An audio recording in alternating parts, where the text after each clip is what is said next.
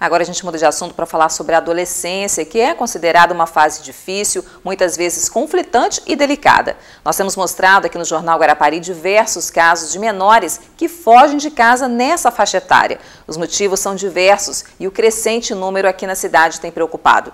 Por isso nós conversamos com especialistas que dão algumas dicas importantes para os pais.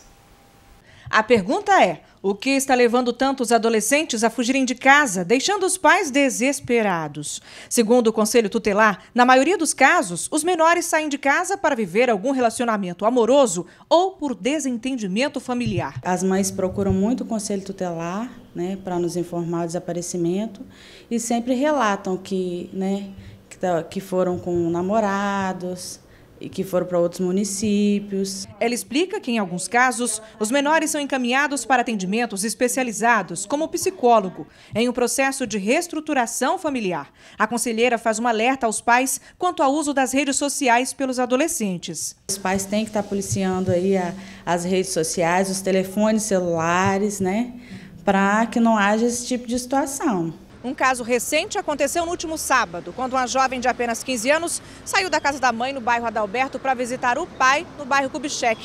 Só que ela não chegou até o destino. Quando os familiares notaram a falta dela, começaram a procurar. Eles foram até a delegacia de polícia e também ao Conselho Tutelar.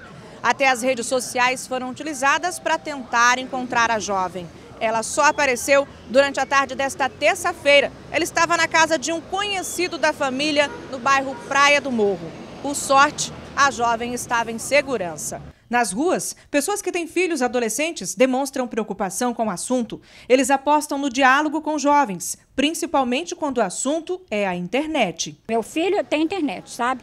Mas eu vejo tudo que ele está fazendo, ele tem 14 anos. Mas você acha que o diálogo é importante? Com certeza, absolutamente. O pai e a mãe têm o diálogo com o filho. Eu acho que está havendo um pouco de abandono também dos pais em relação ao cuidado, dos filhos. Eu acho que os pais devem saber, assim, estar mais a par do que acontece, na vida escolar, na vida, seja em todas as áreas.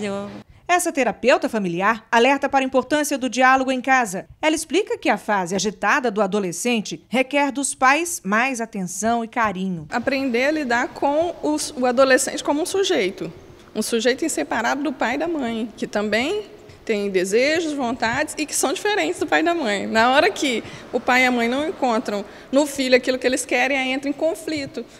Mas se a gente começar a entender que ele tem desejos próprios, vontades próprias e respeitar, claro, tudo tem seu limite.